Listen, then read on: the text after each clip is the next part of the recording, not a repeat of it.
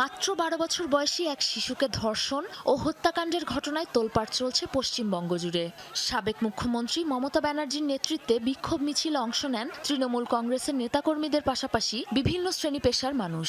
দোষীদের শাস্তি না হওয়া পর্যন্ত এই নৃশংসতার প্রতিবাদে বিক্ষোভ অব্যাহত রাখার ঘোষণাও দেওয়া হয়। 12 years child उनको रेप दैट मर्डर हो गया क्यों? ধর্ষণের পরে তাকে জীবিত অবস্থায়, তার জ্ঞান ছিল তখনও, সেই অবস্থায় বস্তাবন্দি করে একটা পুকুরের মধ্যে ফেলে দিয়ে তার উপরে যে ঘটনা ঘটেছে সেই ঘটনাকে প্রতিবাদ করার জন্য এবং সেই ঘটনার প্রতিবাদেই আজকে আমাদের এই মিছিল। গেল শনিবার পশ্চিমবঙ্গের 24 পরগনায় অপহরণ করা হয় এক শিশুকে। বিবৃতিতে পুলিশ জানায়, বন্ধুর জন্মদিনে উপহার কিনতে বের হওয়া ওই মুসলিম শিশুটিকে সড়ক থেকে অপহরণ করে 4 তরুণ। ধর্ষণ ও নির্যাতনের পর জ্ঞানহীন অবস্থায় তাকে বস্তাবন্দি করে ফেলে দেয় পুকুরে।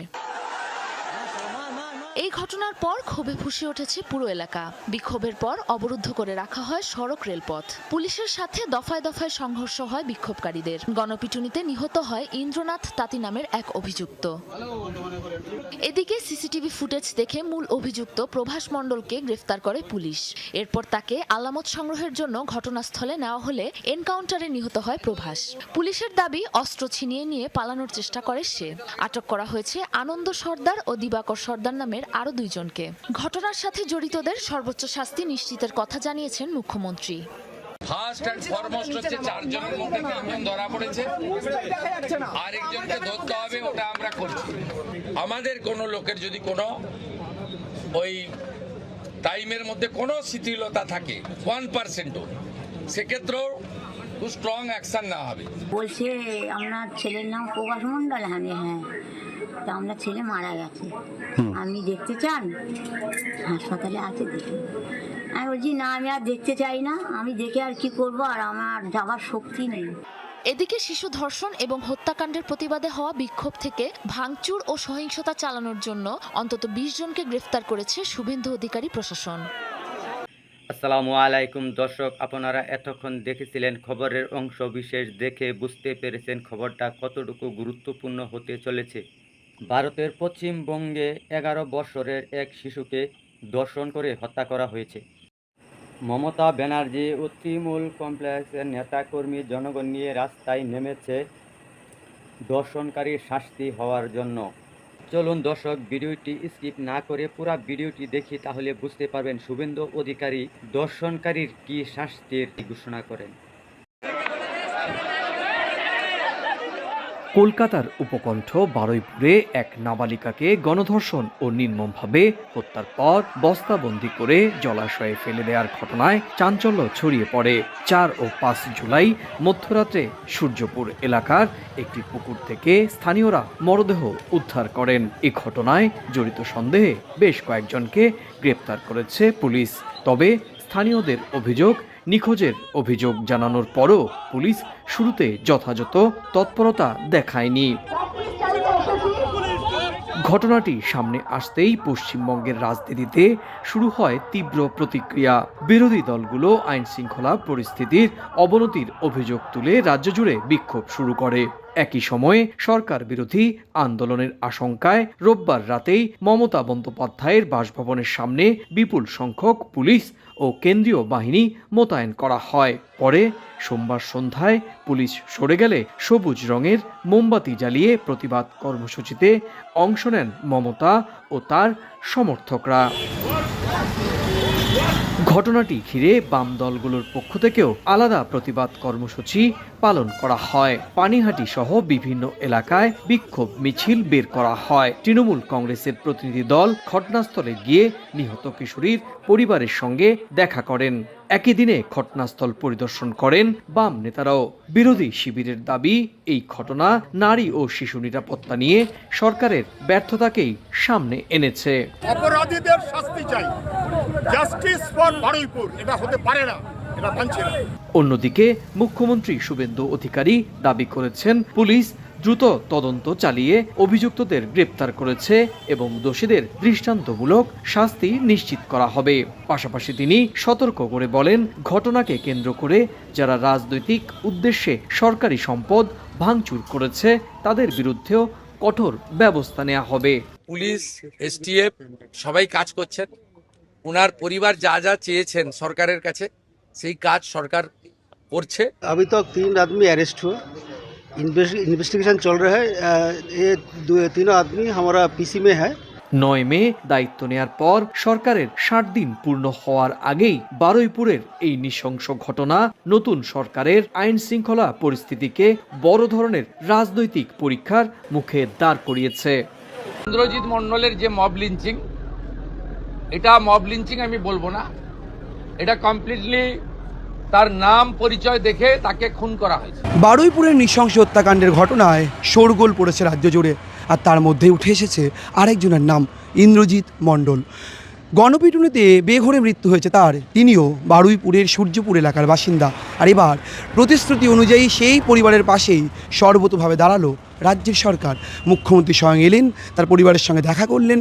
কয়েক লক্ষ টাকা আর্থিক সাহায্য, পরিবারের সদস্যকে চাকরি থেকে শুরু করে বাড়ির সামনে পুলিশ প্রহরা, একাধিক গ্রেপ্তারি, সব মিলিয়ে নাবালিকার খুনের ঘটনা, ধর্ষণের ঘটনার পরিপ্রেক্ষিতে বিচারের মধ্যেই ইন্দ্রজিতের পরিবারের পাশেও দাঁড়ালো রাজ্য সরকার। ইন্দ্রজিৎ মণ্ডলের যে মব লিঞ্চিং, এটা মব লিঞ্চিং আমি বলবো না, এটা কমপ্লিটলি তার নাম পরিচয় দেখে তাকে খুন করা হয়েছে। এর পিছনে ভোটে রিজেক্টেড যারা হয়েছেন তাদের বড় উস্কানি রয়েছে। র্যাডিক্যাল মৌলবাদী গ্রুপও থাকতে পারেন, আমি উড়িয়ে দিচ্ছি না। তাতে যতগুলো ছবি দেখা গেছে প্রত্যেককে পুলিশ অ্যারেস্ট করেছে, thanks to West Bengal police. একজনকে বকখালি থেকে তুলেছে, একজনকে দীঘা থেকে তুলেছে, এবং যাদের যাদের ভিডিও ফুটেজে সোশ্যাল মিডিয়াতে দেখা গেছে একটা 35 বছরের অবিবাহিত যুবক ছেলেকে হাত পা বেঁধে নৃশংসভাবে পিটিয়ে মারা হয়েছে সংগঠিতভাবে। সেক্ষেত্রেও আমরা পরিবারের পাশে দাঁড়িয়েছি। ওর বাবা মার হাতে আমরা আজকে 25 লক্ষ টাকার চেক তুলে দিয়েছি। পুলিশকে ধন্যবাদ, তার বড় ছেলেকে সিভিক ভলেন্টিয়ার্সে চাকরি দিয়েছেন ডিজিপি সাহেব থ্রু সুপারিনটেন্ডেন্ট অফ পুলিশ, এই সূর্যপুর আউট পোস্টে তার ডিউটি। ডিএমকে ধন্যবাদ যে বাড়িটা ভেঙেছিল রিপেয়ার করে দিয়েছে 2 দিনের মধ্যে। বাবার বার্ধক্য ভাতা, মায়ের অন্নপূর্ণা দুটোই ডিএম সাহেব চালু করে দিয়েছে। মুখ্যমন্ত্রীর সাথে কথা হয়েছে যে 25 লাখ টাকা দিয়েছে, আর সব কিছু ব্যবস্থা করে দিয়েছে। আর কি বললো, কি মানে শাস্তিটা কি হতে পারে? বলেছে অ্যারেস্ট হয়ে যা হওয়ার হবে, আর ওই কথাই হয়েছে তোমার পাশে আছে। যত মানে কোনো সমস্যার সম্মুখীন হলে উনি পাশে থাকবেন অবশ্যই। এছাড়া বাপিদার হাতে দেখলাম আরেকটি চাকরি। আর কত টাকা নগদ, মানে টাকা কত টাকা? 25 লাখ। আমার বাড়িতে এসে বললে, আগে জিজ্ঞেস করলো যে তোমার ঘর কি কমপ্লিট হয়ে গেছে?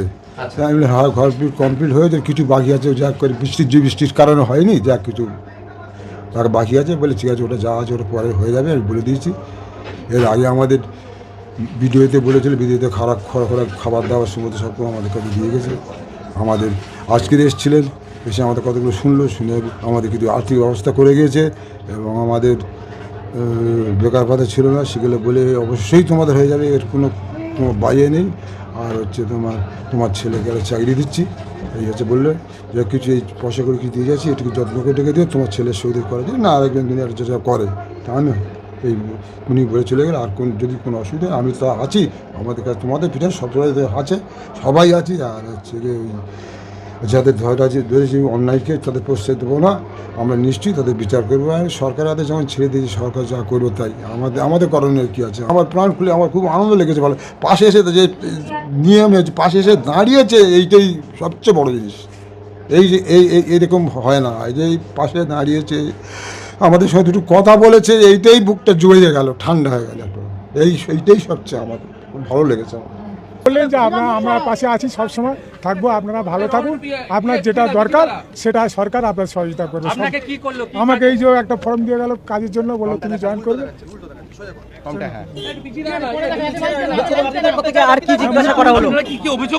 অভিযোগ না স্যার, অভিযোগ বলতে আমার এই ভাইটা যে বিনা কারণে যেন চলে গেল তার যেন সাজা হয়, কারণ আমার ভাই তো আর ফিরে আসবে না।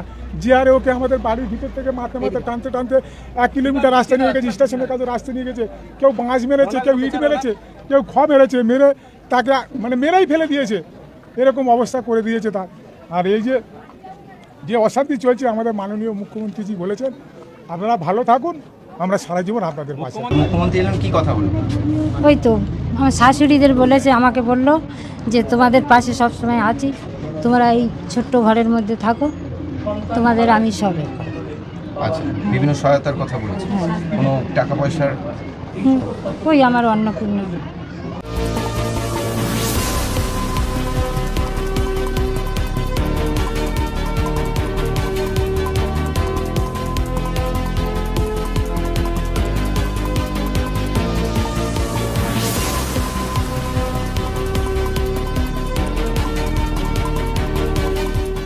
রাজ্যের এমন ভূমিকায় খানিকটা আশ্বস্ত ইন্দ্রজিতের বাবা মা।